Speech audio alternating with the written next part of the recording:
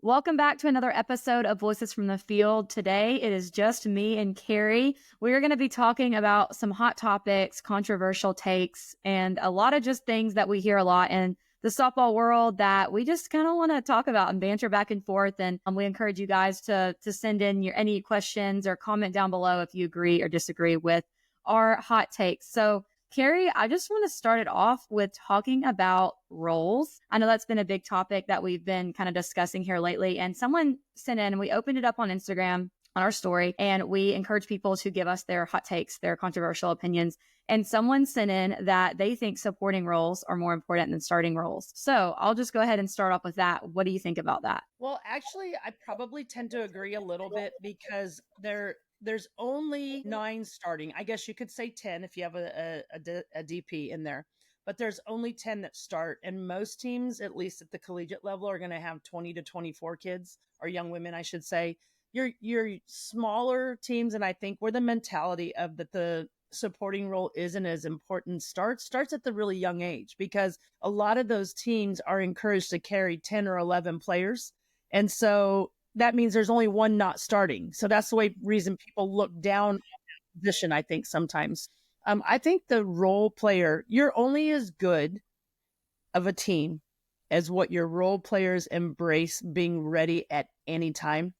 And it is hands down the hardest position to deal with, because in a role position, you might get in a weekend of a 3-game series, 3 at bats. And so you are judging yourself only on 3 at bats. So maybe you hit a missile to the third baseman that they catch, and maybe you strike out once, and then you hit a long fly ball. Well, with only 3 of those, you're 0 for 3.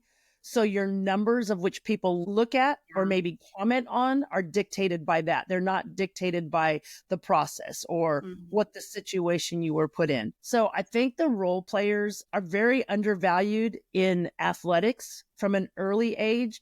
And then we expect these young women and parents and everybody else to just quick switch. Yeah. Now, if we were looking at it from a work standpoint, and if we just take extra inning and it's you, Bonnie, Jaden, you and I, like, I can't even fathom the different roles that I've played for you guys or you've played for me of us being able to be successful as a company. I think it's one of the things that I would love to really embrace and really start talking with the younger coaches and the younger generations. Quite frankly, anything less than 12 to 14, I think really 14 players, even in the 8 and 10U, is important, especially when they're pitching. Because if you only have 11 players, unless you make it mandatory where everybody on your team pitches, you're overthrowing those young women at a very young age.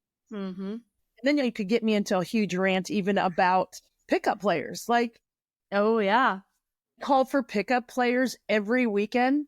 You don't have enough people on your team. Like that's a problem, So I just think the role player, I guess if I look at it, Katie, and I look at it as my role as a mother, and then my role as my daughter's coach, and then my role as a disciplinarian, and then my role as her friend.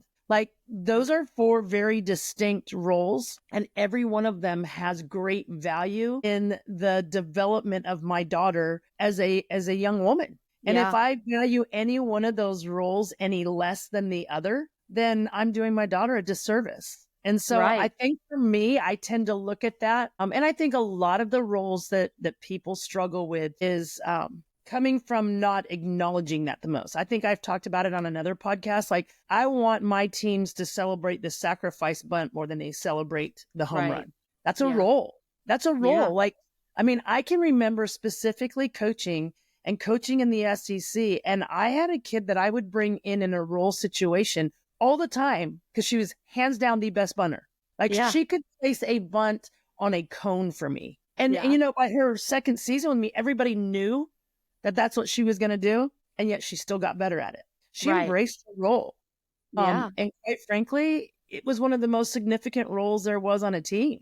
And you think about that. Like, I look back at that now as an older former coach. I don't think I even valued it enough. Like, I made a big to-do about it, but did I make a big enough to do about it? And I look at where she's at as a young woman now, and she's one of my most successful women that I ever coached because she got it. She got what that was. And I have to tip my hat to her parents. And I think it's cool that she celebrated that. Like, she feels as Yeah. much about Owned that it. team now as my young woman who pitched 3/4 of my games. Right. So Yeah. I think that's huge. And I would like to see us really embrace roles. I mean, we talk about mental health all the time. If we could continue to make sure that these young women and their parents know that this is a platform for them to learn life skills, and life skills of knowing how to embrace roles are more important than winning any softball game. That's where I Hmm. stand on it. So I don't know how Yeah. you feel about it. Yeah, no, I'm right there with you. I kind of had an experience. I had the both worlds in college. I was an everyday starter, and then I also was not. And I was sitting there keeping charts and making sure that my teammates had their batting gloves to go hit, when the inning turned over. So I kind of have both perspectives, and I can say without a shadow of a doubt that that supporting role was a million times harder than starting. Like, to me, it was. Granted, it was kind of flipped. It was later in my career versus earlier when you expect to not play as much. So I think a lot of it had to do with the mental aspect of it. But that supporting role is hard. And I think that, like you said, sometimes people don't value it enough to where the person that's in that supporting role like doesn't value it for themselves. Like, I didn't think I was important because I was like, I'm not playing, so I'm not important. And I know looking back, God, I'm like, I wish I would have owned it more. I wish I would have taken that and been like, yeah, I'm going to continue to work and I'm going to continue to try and get back in the lineup. I think that's where I think the line is so hard of how do you find the balance of continuing to work and wanting to get back into lineup, but then also accepting your role and like not getting comfortable in it, but owning it. Like, I think that's a really hard balance. I don't know. I'd want to hear your perspective as a coach, because obviously you have that coaching experience I don't have. Like, how do you find that line as a player where you're wanting to get in that starting lineup and you're not satisfied with your role, but then also you don't need to be like not owning your role. You know what I mean? Like, that's why I think it's really hard.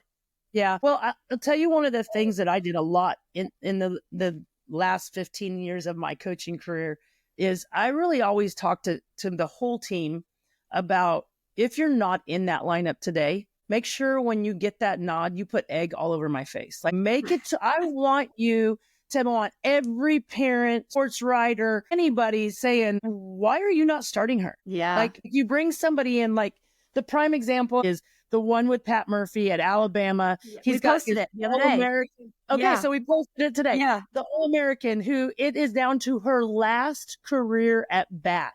And he goes to her and takes her off and puts in a freshman. And she was the most excited, screaming the loudest Yeah. up there on that stands, because she embraced at that moment that with 2 outs and being a slapper and then being down, I think by 2 or 3 runs, she Yeah. wasn't the best person. That was not the role. And she Right. got up on that top and she was screaming. I mean, you couldn't have scripted it. It was like Hollywood. It went down to like a 2-2 count, and this kid fouls some balls off and she hits a grand slam. And I think, to me, that is like, honestly, it's what we should be putting together in a documentary of like, what's the definition of a great teammate? Yes. What that actually is. And I truly believe, watching that young woman on those steps, whether that young lady at bat was successful or not, she was her biggest fan at that moment. And 100. because she believed in who she was, in the training that she did, and the role that that young woman accepted, had a huge reason of why she was successful. So Yeah. there's a role, like, and that's true too. I mean, I think we're only as strong as the people we surround ourselves with. And I think that's from a 100%. family standpoint, from a coaching standpoint, from a teammate standpoint. And it doesn't mean we're always going to handle things wrong. I mess it up every day I wake up as a mom. But for me, if I always keep one thing, is that everything I do out of love, then anything I mess up, we can recover from. And that's Yeah. just being human. I mean, Yeah. we were born to screw things up. Like, that's just the way we're here to try to figure out how to fix it all. So I think, for me, there's roles on both sides. Like you said, going from a starter to a not starter. I think some of my people who accepted their roles the best, whether it was a starter being pulled for someone or someone who was on the bench constantly being called to come in, were ones who had to deal with injury Yeah. at a certain point in time, because Yeah. you really don't even know what you don't know until something you love is taken away from you. 100. And so when you go from a starter to not being able to be put into the lineup because of an injury, you're forced into a role to Mm-hmm. find a way to contribute, and you're having pity parties for yourself, whether you'll Yeah. admit that or not, because, oh, it's not fair. I wish this. And you look at all of those things. And I literally just had this conversation with a little 12-year-old, which seems like even crazy. You have to have this conversation Yeah. with that. She started and played every game. She's the best athlete on the team. She's all this stuff. And at recess, she was playing with the boys, and a big guy like landed on her foot and it broke Mm, it. So she's out. And I said, well, that's what you get for flirting with boys. And she started laughing. And I just said, did he get hurt? And she said, no. I said, well, you need to rectify that next time. And she yep. started laughing. And so I said, so you feeling sorry for yourself? And she's like, well, kind of. I'm like, well, why? Like, why aren't you figuring out a way to embrace the role that you've watched the young women on your team that don't have? And why are you not lifting up that person that is replacing you? Because if she gets better, your team gets better. Mm-hmm. And I said, and here's the biggest gift that an injury or something like that gives. Let's just say the role like that you're put in. The game is slower from the dugout than it ever is on the field. Right. So if you start hearing or listening what the coach is saying, chances are you're not going to make those mistakes. You're getting those reps and you don't even know it. And it's really, in my opinion, because everybody knows how I feel, is that's God's way of sharpening your iron to get you ready for your big moment, to get you ready to be that freshman that is called with the bases loaded to replace a 4-time All-American to send your team into the regional, to the next game. And I think when they do that, it starts to be exciting as opposed to for me. Right. And I don't know. That's my feeling on roles. Yeah, I love it. Yeah. And I know that's what one of my coaches at Troy would always preach is like, once you get on your teammate, like you will be so much better of a person when you, instead of thinking about, man, my life sucks, I'm not doing blah, blah, blah. But instead of that, you're sitting on the edge of the fence, cheering your teammate on. That's when you'll really find that. I mean, and it's just more fun, I think. And that's life. I think life in general, like the more you think about yourself, the more miserable it is. All we ever do is find flaws with ourselves. Like we just pick ourselves apart. That's why we're upset about being in a role. Right. Right. 100%. And I think the thing about it is too, is people don't necessarily accept roles, maybe from a parent standpoint, because they're not at practice every day. They're not seeing the everyday work. They only do the other, So I guess my big thing is, if you're not okay with your role, the first thing is, what are you doing to get better? That would be my first thing. Number 2, have you had that difficult conversation with your coach of, what is it that I need to do? What am I lacking in able to do it? They very well might look at you. You're lacking nothing. This person that's in front of you is just a little bit better. Right. Okay, then that's okay. Then it might be, well, where else can I get better? Like, can I work at a different position? Will you meet me before practice? Will you meet me after practice? All of those kind of things. So it's kind of owning up what you can do. Yeah. And in all honesty, which leads me to the next question that I'll say for Hot Topic is, I would love, because I have a lot of people ask me all the time, specifically the young ones, is, how many games is too many? Like, when I'm looking at these 10 and 12-year-olds that I work with and see and stuff, and they've played 100 games in a year, they're using games as practice is really what it comes down to. What drives that? I don't know, but everybody says softball costs too much money, the travel, all that kind of stuff. And, I think at a certain age that games become more than practice, because you start recruiting regionally and it's hard to practice, but then they're doing their own work. What is your thought process on too many games, and what are games for? Like specifically in your 14 and under game, like, is practice more important or games more important? And would you, as a parent, since you're not a parent yet, but would you as a player pick a different team if you had the opportunity to? That somebody that maybe was more focused on player development than worrying about the other? Yeah, that question's so hard, because I think about my experience playing at 10 and 12U and 14U. Still, when I was playing, like, travel ball is not what is now. It's just not. Like, it was getting that way, but at 10 years old, like, we weren't playing every weekend. Like, it was a lot more lax. Like, it wasn't this huge thing. But I mean, also at 10 years old wasn't like, I want to play college softball. Like, it was just, we were just playing because we loved the game and we wanted to play. So it's hard, because I would initially want to be like, no, like 10 and 12U kids should not be playing 100 games in a year. But I get that that's also what everyone's doing. So it's like, it's that push and pull of like, do I think it's right? I don't know. I don't think it's right to play that many games, but then also if everyone else is doing it, and that's like how the culture is with softball, like, do you have to keep up with it?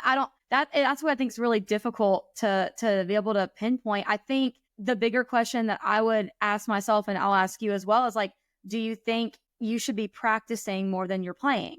Because I think about a college schedule, and even though they play 60 games they're really good. They play 60 games in a year. Like, they still practice more than 60 times in a year. They practice all fall and they practice all preseason.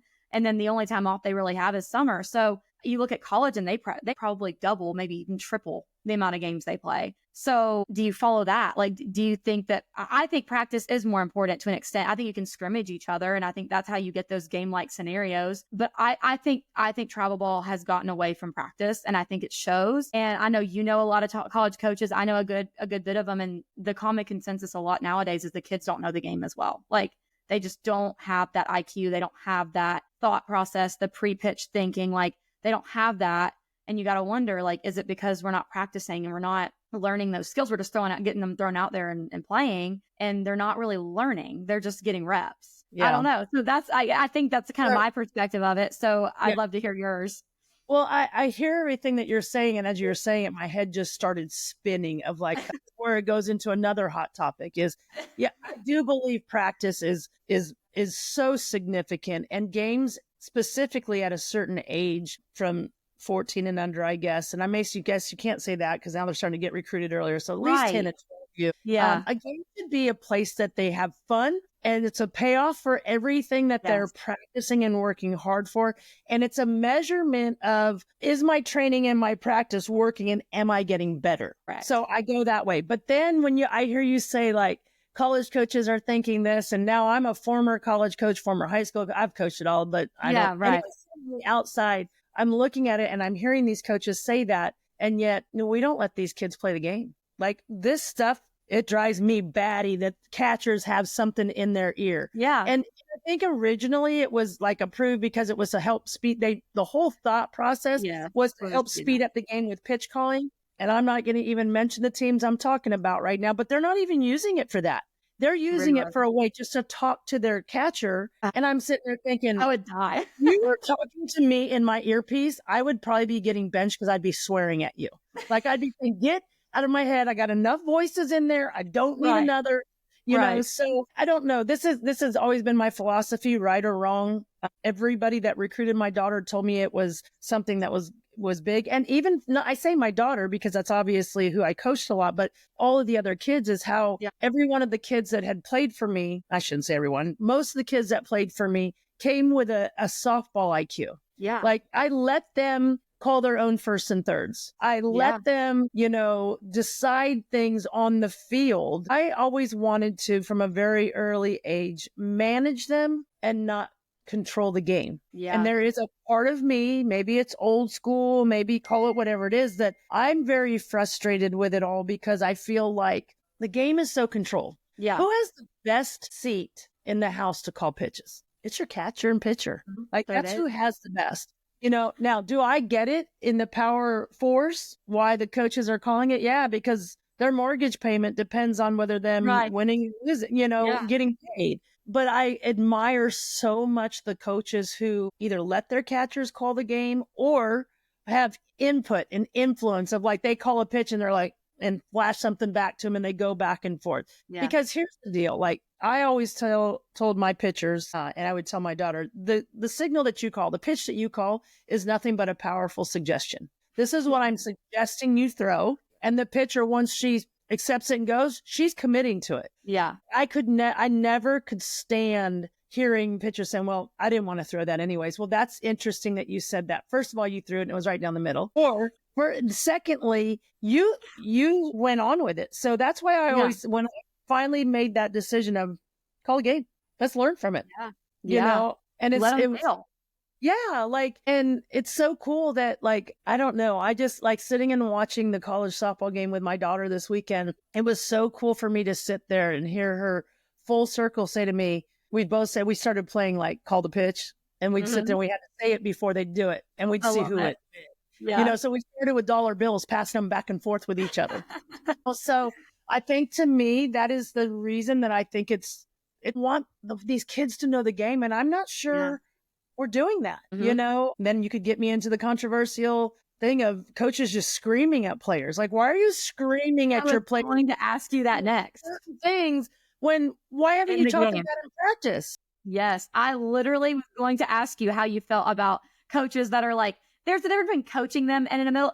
Well, actually, hold on. I'll just even ask, do you think coaches should be coaching in the middle of the at bat? Or do you think you let them, all you're there for is say, hey, let's get it? Or, you can say, hey, maybe look in or get off the plate. But like, do you think, and coaches are like, hey, like doing all these things in the middle of the at bat. What do you think about that? Oh, get out of their head.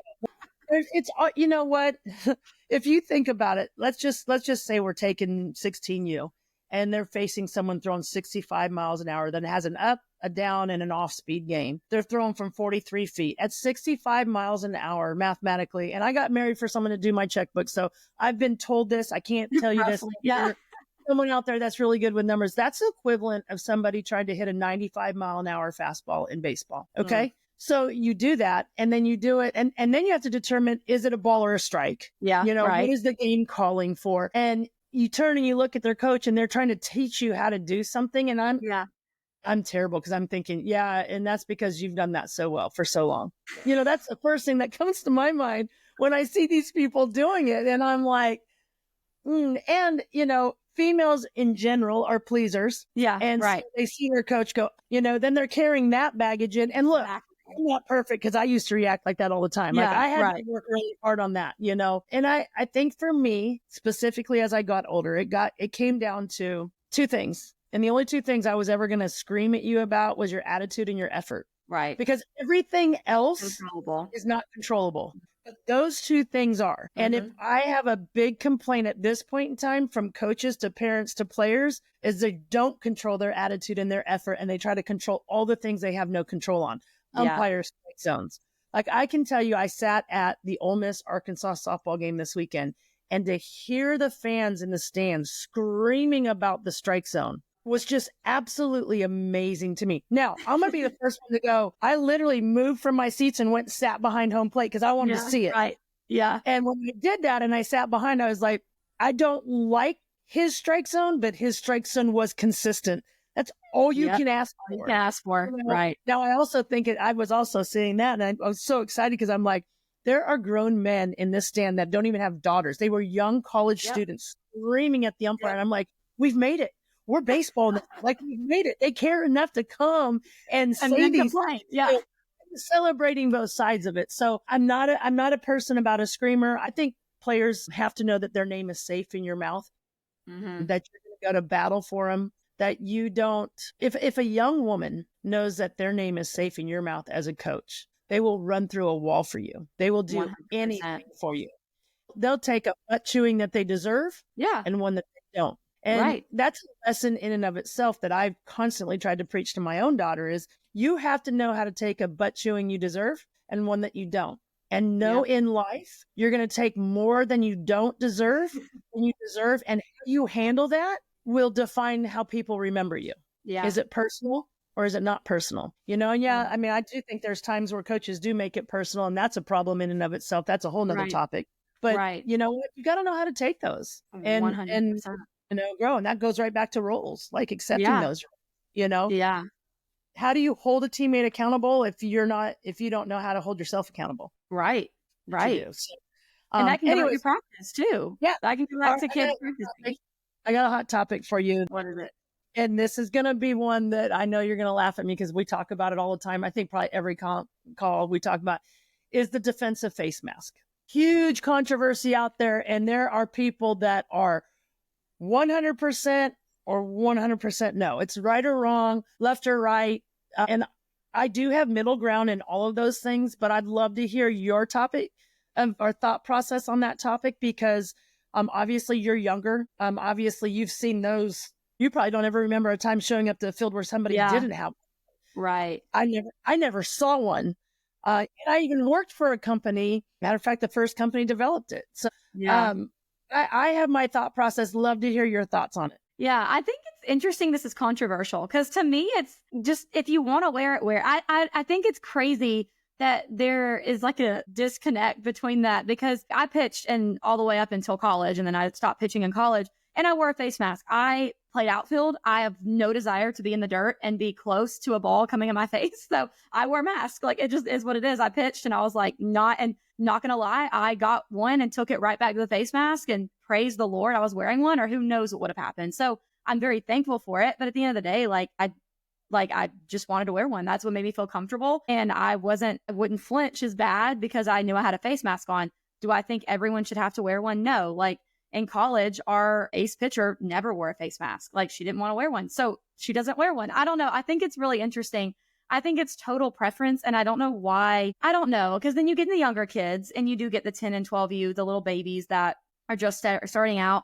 But again, I think that's a parent thing. The parent can make them wear a face mask. I don't know if it should be mandated. I get that it's a good intention behind it. But again, I mean, I guess when you think about it, you will go back to football, and football has certain requirements. You have to wear shoulder pads. You have to wear a helmet. So, I mean, I guess you could maybe argue that of like, there are some sports that require the safety. I mean, I guess you have to wear a helmet for softball, but the face mask, I don't know. Actually, I'll have to ask you that if face masks are required for high school for the helmet.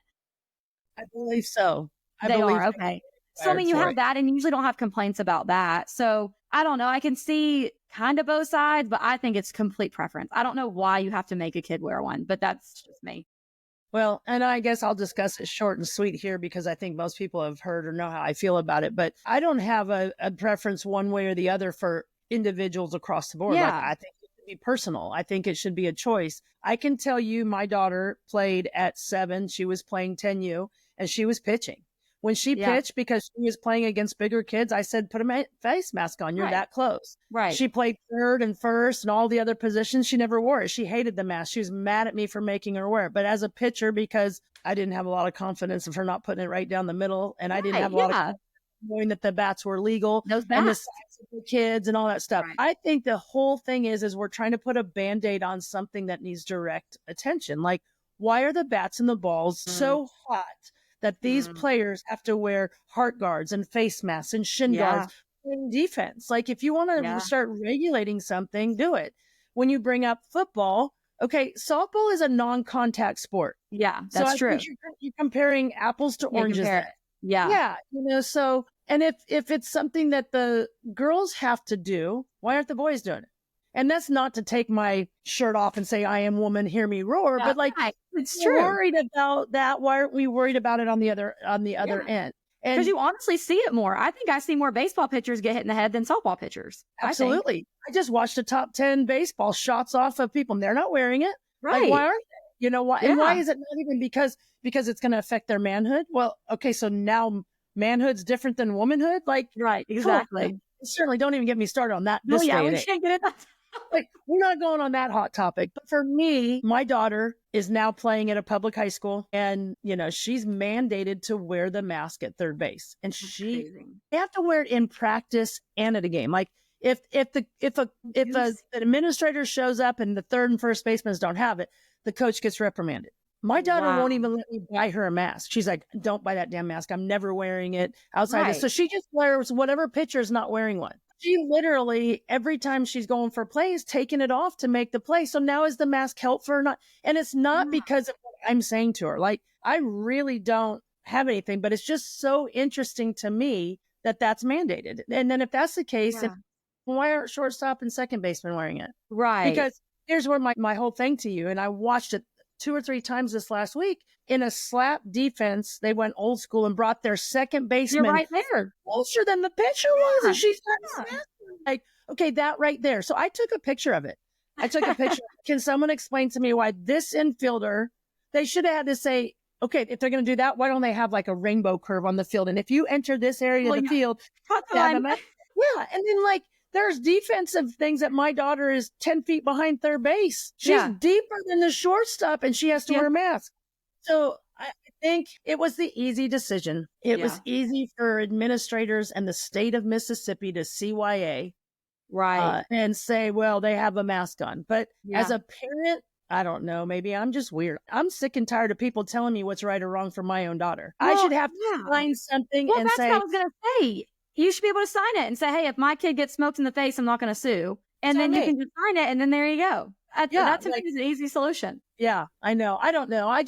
Like, I get it. I totally get it. I've seen kids get hit in the face, and I've been grateful they've had a mask on, all those Yeah. kind of things. And I know we brought it up in Margie's podcast. Like, I've had kids have to get their heads stitched up with an outfielder wearing it. I'm sorry. Like, Right. at what point in Right. time does a protective piece of gear become dangerous for other people on the field? And if it Right. does, then you shouldn't be allowed to play.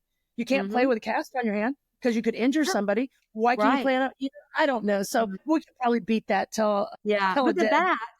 But the Yeah. bats, I mean, that topic is interesting too. Yeah, the They're bat hot. is well, not only are they hot, they're so hot, they're a car payment, and they don't last but a couple It's months if the true. kid's They using it break. right. So, yeah, like Yeah. don't even get me started on that. Like when I'm spending $2,000 to $3,000 a year on my daughter's That's bats crazy. That's because they crazy. break. Give me a break. Like I literally looked at my daughter's bat bag, and she's a catcher, and obviously she's spoiled and she has more bats than she That's a should big have. old bag. Yeah. But she had like 5 bats in there, and literally 2 or 3 are on that verge of dead, not dead. So I say take those Yeah. and use those for BP and do those kind of stuff. Let them break. But it's crazy to me that her bat bag, we literally added it all up, and there was over $5,600 Jeez. worth of equipment in that bag. And so I laughed because she's like, "Yeah, the team's gonna leave their bag over there." I said, "You ain't leaving your They're bag. not leaving Ain't- 50. Mama ain't gonna go pick up another job when that stuff Right. walks."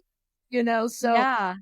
no, I think the bat and the ball, and I even get why that happened. I mean, we wanted to open our sport to more people than just softball people. We wanted that home run. We wanted that excitement. But I'm going to tell you, and my daughter hit some of them too. But when I see a ball get hit 290, or I see a slapper run through the box and put it over the fence, I'm old school softball, and I go, that ain't even skill. That's not skill. You That's know, that's the bat. just equipment, like, Yeah. and if we're going to maintain that, then maybe we push the fences back. But then that to me is That's another quick fit. interesting. Like, Uh-huh. why are we doing that? Like, why? Well, then you're going to have into the park home runs left and right because you hit a ball Yeah. in the gap, and even that, then you have that whole issue. Yeah. I Because don't if you're know. going to do that, you might as well move the bases back. Like, you could change the game all Right. you want. Yeah. I would like to see either bats. Okay. Here's something I can say to you. When I played, which was a long, long time ago, and we had 5 bats for the whole team. Like, none of us had our own bats. Yeah. They were all aluminum. And Yeah. The people, aluminum bats. you have to be really old to know what this is, but there was a Black Max. That's Okay. what it was called. And it was by Easton, and it was aluminum. We had one Black Max that I think 9 or 10 of us used it on the team on a regular basis for batting Yeah. practice, for games. Everything. And it did not break until my senior year of spring, and it broke in Wow. half. And I'm sitting there thinking, and I think we were playing that she probably paid $200 for a bat. Yeah. Right. You know what I Right. mean? So I was sitting there, but that was back before we had to test them and all that kind of stuff. So I don't Yeah. know. I think if you address the face mask as a hot topic, you Yeah. got to address the bat, or you got to Yeah. address. And if you're not going to address the bat, maybe you address the ball. Maybe there's Yeah. more limited flight. I don't think there should be unlimited flight balls being used. Like that No. shouldn't. Um, Yeah. I The don't know. bats are I'm glad my interesting too daughter's not because a pitcher.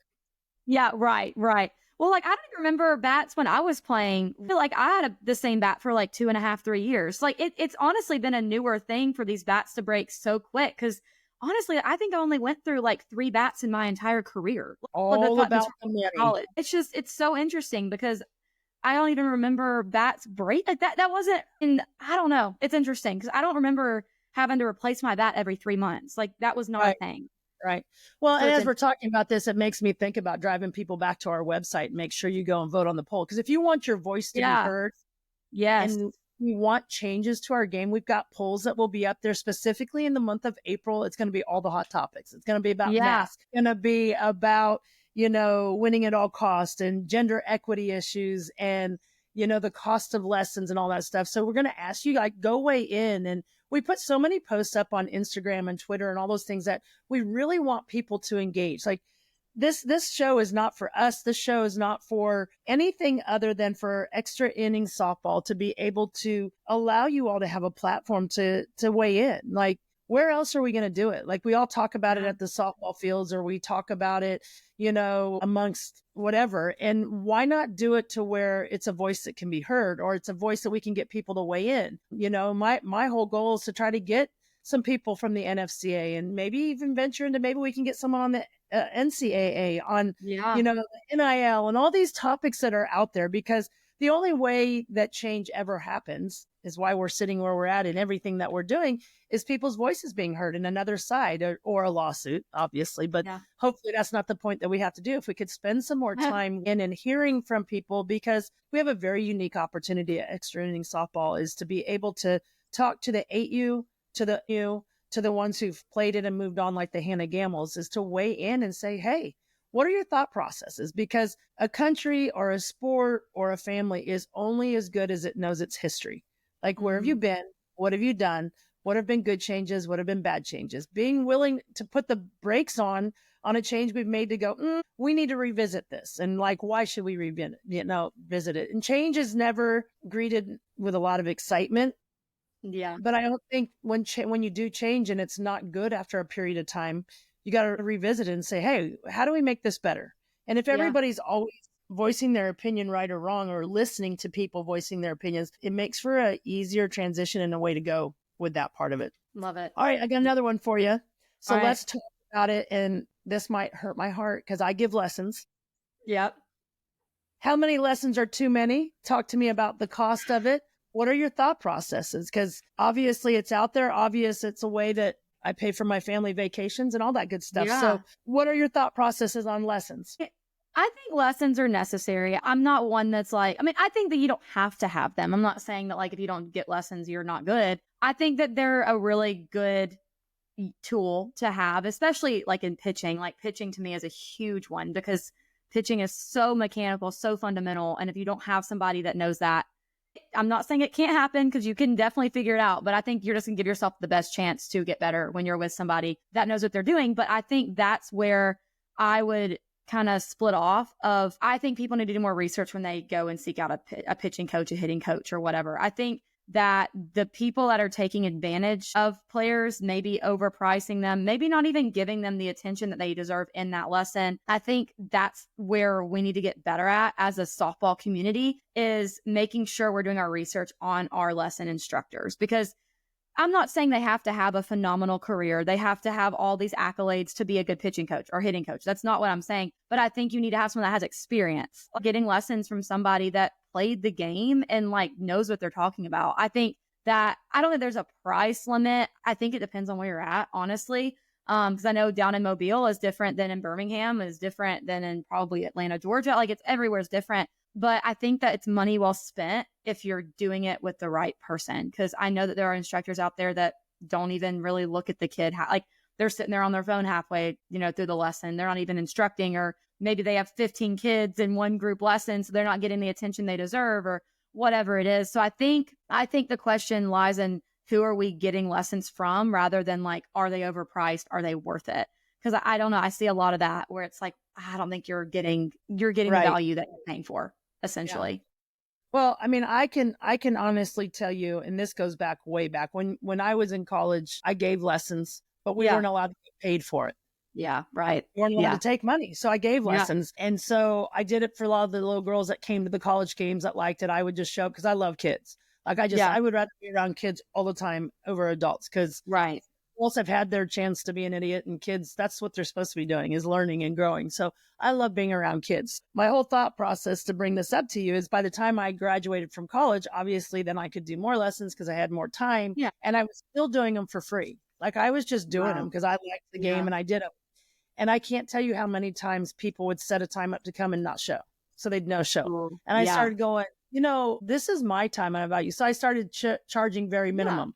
And then when I Yeah. started charging that, no one no showed because there was a value to it. It Correct. was costing Yes. them money. So that Mhm. changed the mindset. In the last 2 years, I've been working at a facility, not giving lessons at that time. Well, I gave some, but not a lot. And it was a place for performance training. And right on the other side was where kids got lessons, hitting lessons, pitching lessons, softball, baseball, everything. And I would watch these. They have where they give lessons, and then they have a waiting room on this other side where all the parents would sit. Yeah. And I would watch kids that were 6, 7, 8, Yeah. 9, 10 coming in and getting a lesson every week Mm-hmm. and paying $75. Yeah.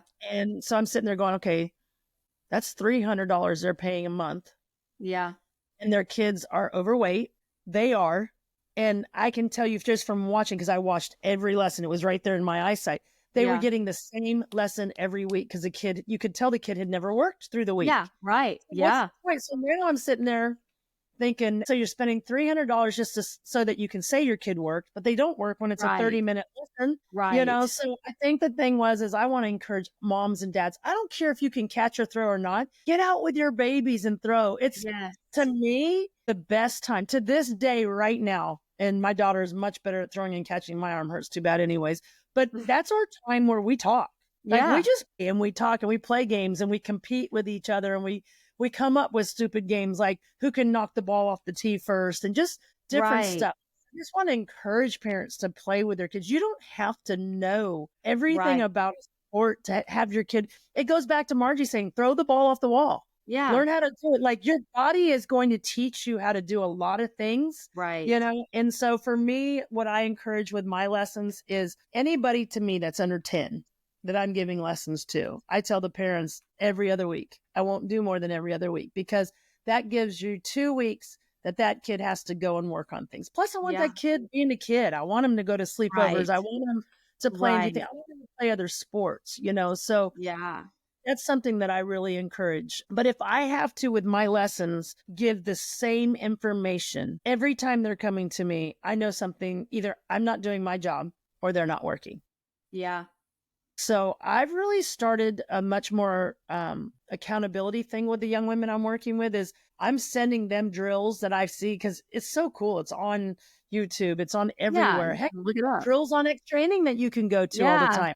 Make And sure I'm you go to our sending drill zone. that I'm sending to these kids saying, watch this and tell me why I'm sending this to you. So I'm Mhm. demanding them to give me feedback. And Yeah. then I'll say to them, before I see you in the next lesson, I want you to videotape yourself doing this drill. I want to see Love a it. couple reps doing this. Love it. And since I've done that, what's so cool is it's engaged the kids to pay a little bit. They're going to be on their scrolling. We might Yes. as well know Right. what they're scrolling and get them learning Right. something. So I've got a couple of my young women now that are sending those things back to me. I love And it. I'm like, that is so cool because that's Yeah. the learning of the game. That's when I Yeah. know It's up like for you. me, parent, I would spend Yes. $100 for my kid to have that with somebody, Right. Yes. but they're Yeah. also getting my time, not just when they're standing in front of me. Like I'll see that and go, Exactly. I need to send that to Katie. Boom. And I send it Yeah. to you. Right. So I think those are the kind of people that you want to work for in lessons. It doesn't even Right. matter what they did or where they played or who they are. Exactly. How invested are they in your kid to get them better? Right. You Right. know, and Yes. as far as cost, I think cost is like anything. I'm going to spend more money for a really good car. That's just my preference. Exactly. So those are Exactly. things, Yeah, and absolutely. you can get into group lessons. You can get into things that make it more affordable. You can do Yeah. all those Right. things. So it's a matter of research. And anybody that tells you that, you should only go to, I want my kids to go to other camps. I want my kids to go to other instructors Yes. and learn from them. Because when they Yes. come back, I'm going to say, what'd you learn? What'd you do? Yeah. Show me. Because Exactly. the day that I stop learning in this game is the Mhm. day that I walk away from it completely. Like every Right. day I'm learning something and I'll see a drill and I go, how come I didn't think of that? How cool is Yeah. that? Right. I literally on YouTube saw a baseball instructor put a roll of toilet paper over a pole to get them to keep their hands closer. And I was Wow. like, Yeah. why didn't I think about that? And he was like, Right. this is a cheap drill. And I was Exactly. like, cheap drill? Where are you buying your toilet paper? I know. Right. I think those are the things that I think about with lessons. I'll never say a lesson is too expensive or too cheap.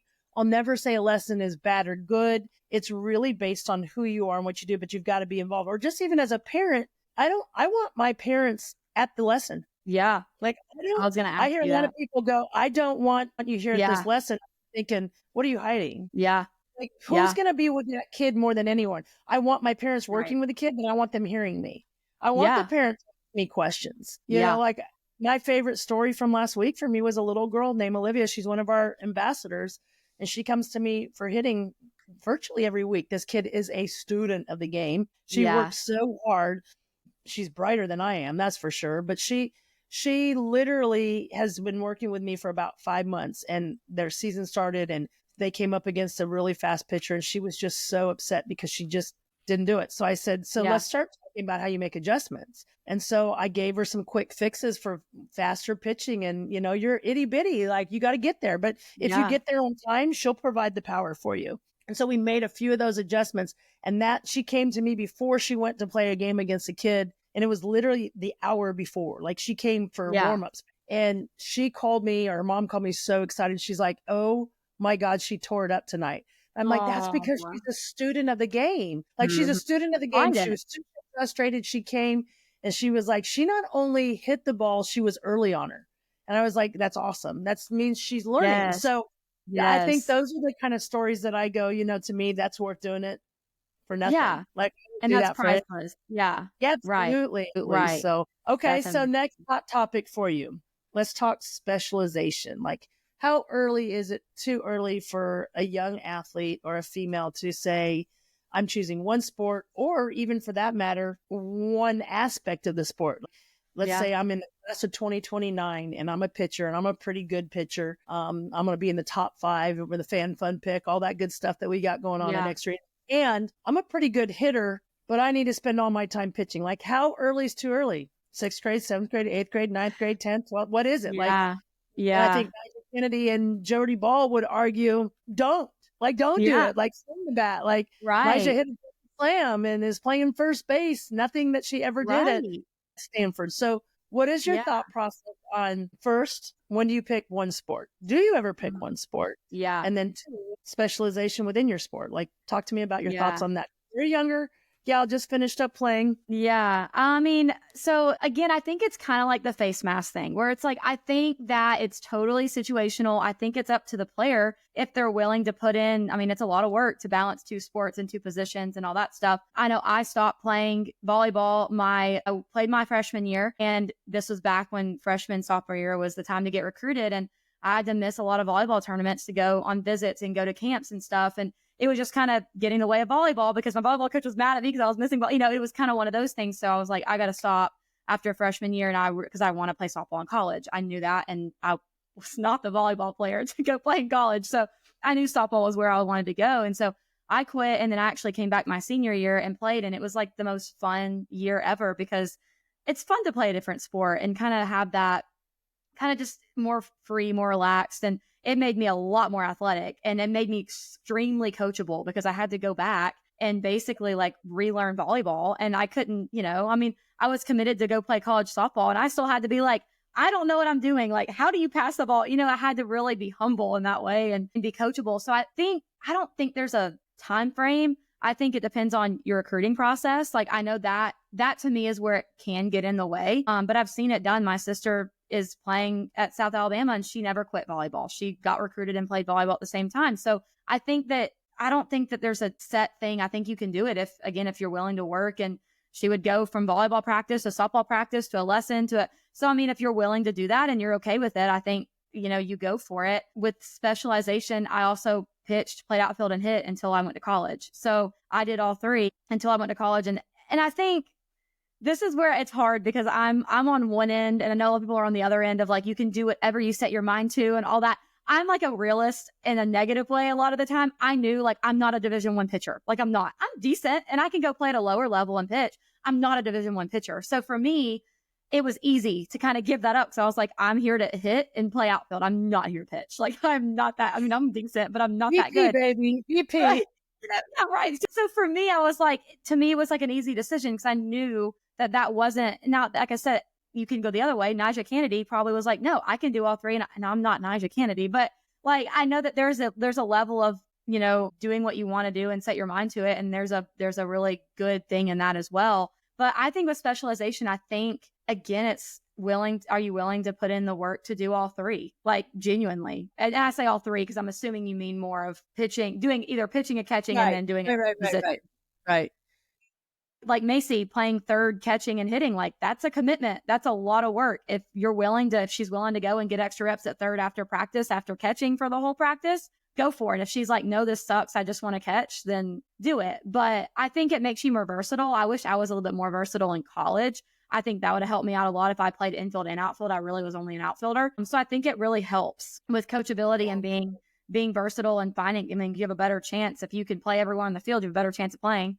So Yeah. so I think that I don't think there's really a specific time frame. I think it genuinely depends on if you're willing to put in the work and willing to take that time to do it. What do Yeah. you think? And so I'll take it from a coaching standpoint a little bit. For me, in my 25 plus years of coaching, my best athletes on the field were dual sport athletes, Yeah. ones that played more because they cross train. I don't Mhm. care what you do in the weight room or anything that you're doing to prepare yourself for softball. What you use in volleyball or basketball or soccer or any other sport is completely different. You Yeah. could get me into the old lady rant of, the worst thing that ever happened in high schools was getting rid of PE, where you had to Yeah. play other sports, you had to learn other sports, you had Mhm. to learn life skills. You can look at the American population and look at body shapes, and it's changed because we Yeah. don't value the body, mind, and soul as much as we used to, and what that actually means in Yeah. that. So I really liked my dual athletes. I found most of my dual athletes never got burnout in college because at That's that yeah. point in time, they got to college and now they were diving in and going all one Yeah. sport. Almost easier in a way. Yeah, because it wasn't burnout. They weren't playing year round. They were Yeah. at least for a 3 or 4 month period taking a break and putting softball on the Yes. back burner. So I felt like there wasn't the amount of burnout in those kids. Yeah. And I hear my daughter say, "How can you ever say you'd get burnout in something you're passionate about?" And I hope she maintains that way. Like, Yeah, absolutely. and then and now I'm contradicting myself because here's my daughter as a junior, and the only thing she's playing is softball. We gave up the other things last year after Yeah. her, I think after her sophomore year, I think basically gave up playing other sports. And that's twofold. She got injured twice in the other Yeah. sport, and it's basketball. And maybe because it's private school basketball in Mississippi, I never saw basketball played the way I saw basketball played at that level. It was literally rugby and softball and football with just trying to play basketball. I mean, they say basketball is a non-contact sport, which is not true at any level, No. but I didn't know you were to get tackled on a court. When I tell you my daughter got tackled at least 3 or 4 times, like physically tackled going up for a layup, I'm Oh like, my this is gosh. crazy. So she did hurt her knee and then she did break her wrist. And I'm thinking, Right. yeah, like, okay, no, we're not doing this because you tell me your goal is this. So I can see both sides of it. And I think you have to make the decision that's best for your athlete. But as a coach, I love dual sport athletes. I Yeah. can dang well tell you if somebody told me that my daughter had to pick a sport at 10, 11, 12, 13, probably would not have picked their sport. Like I would Yeah. have just changed sports. Yeah. I keep pushing my daughter to try to play golf right now. She's like, I don't want to play golf. Good. I'm like, you're stupid. That's where Yep, all she the big should. business deals are made or on the golf course. So I 100%. think it's really big for that. I get why athletes choose, but what I would encourage people that I would take, whether you're a parent or an athlete or even a coach, is that you do demand your softball athletes to walk away from the sport for a specific period of time Yeah. during the year, no matter what. Right. Like at the end of fall ball every year, I look at Macy and go, "That's it. Put it away. We're done." And Yeah. I don't let her pick up. I even make her take because she loves to give lessons. I'm like, nothing. We're not doing anything softball for you for a minimum of 4 weeks. Right. And the first time I did that, she never even said anything to me. And it was like, okay, you can start doing things if you want to. And she'd gradually get back into it. And I think this last fall, I'm like, okay, it's our downtime. And it was like, can I still give lessons? I want to give lessons. You got to let me give That's lessons. And I awesome was though. like, Yeah. okay, you can give lessons. That's fine. But you're not allowed to. And she's like, I want to hit. We throw. Nope, I'm not doing it. Not doing it. Like, and what's so cool is I feel like that's one of the reasons that she is so excited about it all the time. Like, to walk away. And from just a physical recovery standpoint, like, Yes. and now that her knees feel like they do at 16 and her arm feels, and she's like, yeah, I'm Yeah. putting it down. I'm walking Yeah. away. I need a break. I think it's important that these kids have a day off during the week. Like Yes. I push my kid hard and I watch a lot of parents push their kids hard. I want them accountable. I want all these kind of things. And yet there's times that I go, it's just time for you to go be a kid. Like go be a kid. Yeah. Like go hang out with your friends. Go do those little things, because they're only kids for so short a time, and I think it's really Right. important to have that. So I know from a coaching standpoint, I loved dual sport athletes. I Mhm. can tell you I played 3 sports in high school. I played Yeah. volleyball, That's basketball, and amazing. softball. Yeah. And during that time, I played softball year round and wouldn't want it any other way. Now I, Yeah. I feel my shoulder pounding right now because it's getting ready to rain here. And I'm Right. like, well, I wonder if it'd been better had I not, but I wouldn't change Right. any of it. things, Yeah. I definitely think that's a big thing. Okay, so we can go over when it all costs, but I want to get to one more for the end of this episode, and we'll have more hot topic episodes. People call it gender equity. I don't even know if I want to talk about that because that's a topic that could be a 3-4 hour and no one's ever going to Yeah. agree on it. Talk to me, softball versus baseball, popularity, where you see it going, all that kind of stuff, and tell me your thoughts and process on it. Yeah, this is one of our hot topic questions or opinions that we got on Instagram is that college softball is becoming more popular than college baseball, which I love that take. Of course, we over here love that opinion. Woo, woo. But really, statistics have been showing that. I think in 2022, I say the Women's College World Series surpassed baseball and viewership for their World Series. And so I mean, I think I don't really want to say it's a hot topic because it's kind of statistically, starting to kind of show that way. I think that people are, because softball is being viewed more, like being televised more and it's on TV a lot more. I think people are just turning it on and falling in love with the sport. I think that the girls they get so excited. It's so the energy. I was watching the Oklahoma South Carolina game yesterday. Oh my And gosh. I mean, just floored at the amount of people there. Like, I was like, I could not imagine playing for a regular season game, like not a World Series game, like literally for opening weekend of conference play. And so I think like the energy, like, I mean, it was as loud as any baseball game I've ever seen. Like, I mean, it's crazy. So I don't even know if it's necessarily a hot topic. I think it's starting to become that way with everything that we're able to put out there for people. I mean, I see a lot of baseball players that are tuning into softball because they're like, this is so much fun to watch. Yes. Nothing against baseball. Baseball's great and wonderful in their own right. But I just think it's so exciting. Like, and I think I kind of want to turn this a little bit into a question for you after you tell me your opinion on this topic, but them making the game faster, the time clock, the pitch clock, whatever, like you said, the earpieces, trying to make the game faster. I don't know. I want to hear that as well from you of like, do you like that? Because I think it is trying to get the games quicker so people are more involved, but then also where's the line of, they're not doing that. Maybe they are doing it in baseball. I might need to look that up before I ask, but like we're starting to influence baseball now. Really? Okay. Well, then you go on because I'm curious. So when you bring up the 21 or 22 statistics, I think it was 1.6 million broke or had more than baseball College World Series. And to know that last season we broke over 2 million, like that's incredible. Yeah. Hence is why we're starting to even consider like a pro level, like there's money. Anytime there's money involved in it, it's going to be huge. Right. And so I think those are very big. I do like the speed of the game. Like I like people conscious of it because before that clock was there was so much going on and you can have so much delay. And I can speak right now that I go from my daughter's high school games where her high school coach calls the pitches, calls it in. I feel like I'm watching paint dry. It's so slow because there's no clock. Yeah. And I'm like, oh my gosh, I literally called some specific pitchers and coach the human rain delay. Like, it's going to start raining before we get this pitch call in. Right. It goes back to why I think catchers should be calling. But anyways, irregardless of that, whatever. I do like the speed of the game. I like that. Yeah. And what I think was really cool is it's also, and this is controversial, at least at the college level, that it's allowed for reviews of calls to come in. Yeah, we can get the whole lot. You wouldn't have had, without that, you probably wouldn't have those reviews. And now we only allow 2 and all that different stuff. Right. But I mean, it's changing the game and it's holding umpires accountable. And, when you can be reviewed on national television, I believe I don't think they ever set out to make the wrong call, but they are dialed in. They can't ever fall asleep with it. Yeah. And I think it's why you're seeing 3-man crews. And I think not too far off, you'll see 4-man crews like a regular, because the game is so fast. They can't move fast enough. All the women, all that stuff is moving faster. So I do like the clock. I know a lot of people don't like it. I like it.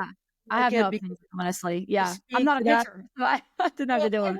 I wouldn't have liked it probably as much until I started like sitting at these high school games and really realizing, holy Hades, like, let's go. And they have this thing now, they can just look at the pitch. So it doesn't take them very long. They have that little watch. So it does make it easier too. They don't have to go and find. Right. Exactly. So I definitely like that part of it. I do. I think, look, women in their own right within our sport are fun to watch, are exciting. They're doing the cheers, the energy, all that kind of stuff. Just even being at that Ole Miss Arkansas game this weekend, the way the stadium's built, you are on top of the players.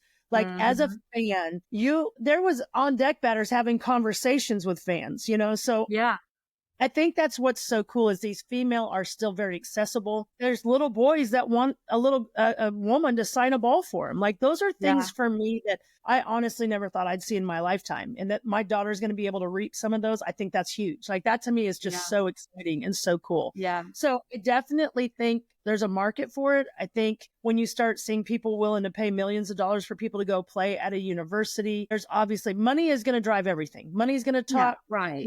Entertainment's Yeah. going to talk, all of those kind of things. Like, I know I keep referencing the Ole Miss because it was just there, but shoot, I paid $16 for a hamburger and something to Yeah. eat game.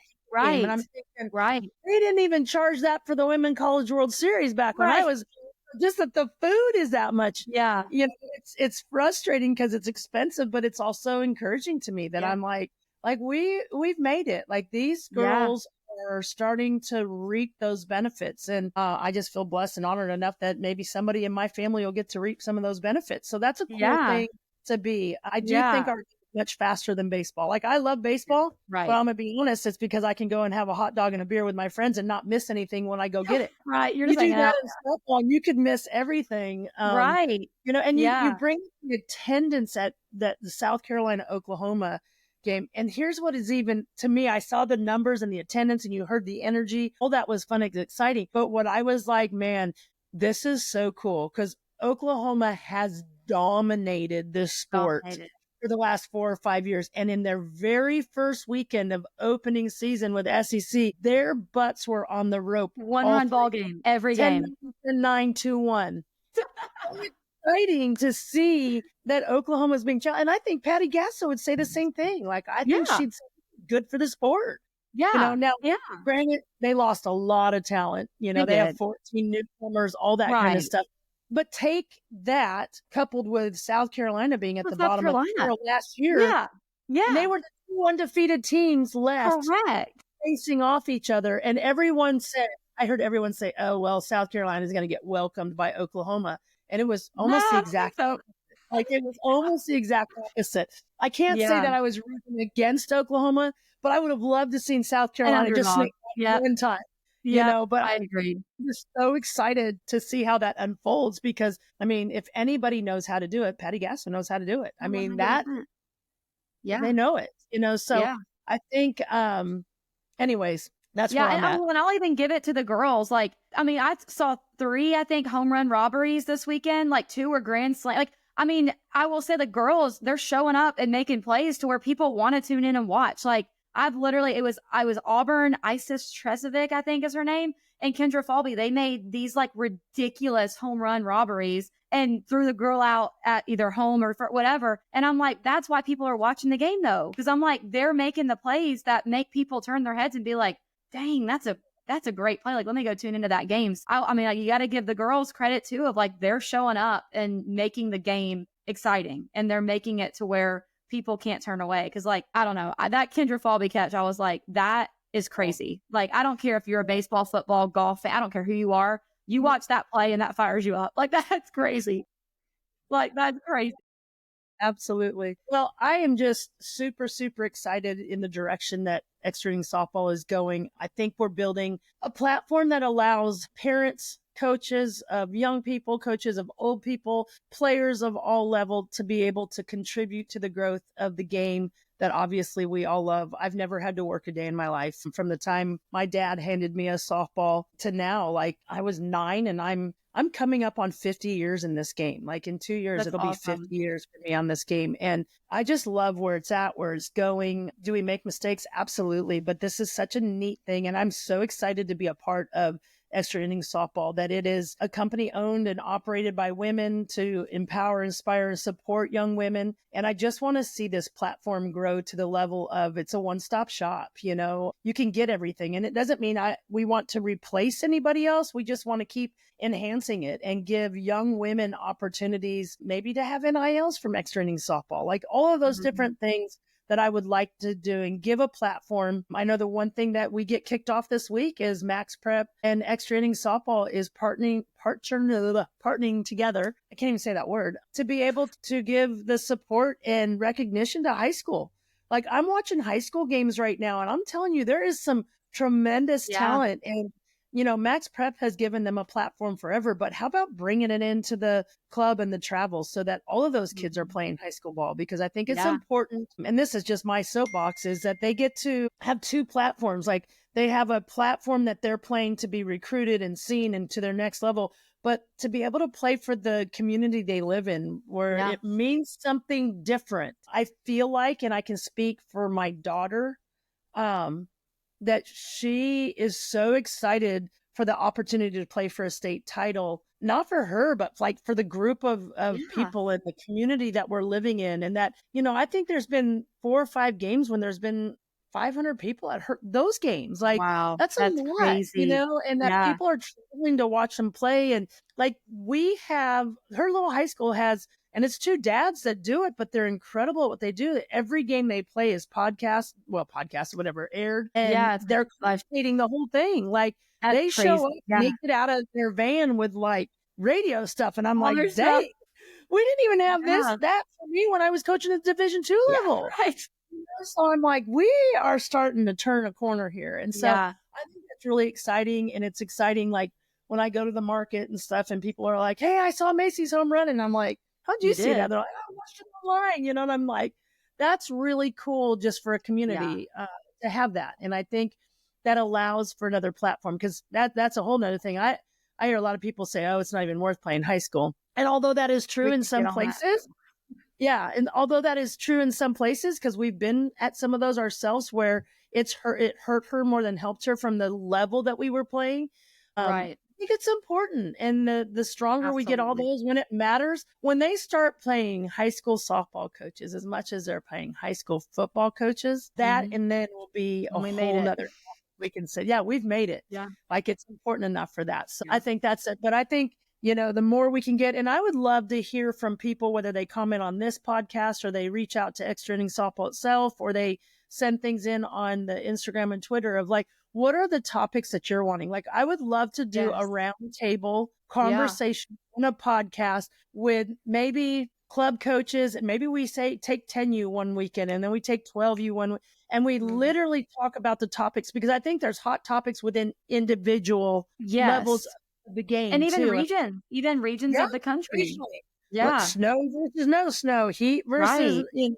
all of those things. So I think this is just the beginning. I would challenge everybody to go out and get people to follow this podcast, whether you listen to every episode or not, because the more people we get doing it, the bigger sponsors we get. And with that being said, we haven't even mentioned it, but we've got our first sponsor in Chris Caldwell with Woo! Edward Jones, financial advisor, out of Missouri. But we are partnering with her, and she has her 27 Fast Pitch Foundation. And it's just the coolest thing. And we can bring this up in the next podcast that we talk about. But she has started this foundation, and I think it's so cool because we talked about money. She will be raising money, or has raised money enough to sponsor 5 players who financially couldn't afford to play at the next level for club to be able to be recruited if they didn't have dues paid for. And Mhm. so I think it's really cool that she is actually going to be taking care of 5 young women. And that's Yeah. life changing, Life because changing. those young women will be recruited at a level that they wouldn't have been had they not played that, and they couldn't play that if that wasn't for that 27 Fast Pitch Yeah. Foundation. So I'm super excited to announce our first sponsor, and we're looking for more. Mhm. Obviously, if there's ways that you want to donate things for giveaways for players, like we have Southern Goat is giving batting gloves for us, that we're using for competitions and different stuff. So I think it's all about just lifting the people up around us and supporting us. But the more people we get to follow, my goal is to have us in the next couple months up to 500 people on this podcast, if not more, because that Yeah. opens up doors for young women and opens up doors for us to do different things. So with that Yeah. being said, I'm sure there's 5,000 things we could talk about, but that's all Yeah. I've got for today. Yeah, absolutely. And for Chris Caldwell, we actually had a podcast episode with her a few months back. So if you want to know more about her and her story, it should be on our library on our Spotify profile. So make sure you go check that out. And we will have a fun guest coming in next week. So make sure y'all stay tuned and give us a follow, and make sure to subscribe to our website at extrainningsoftball.com.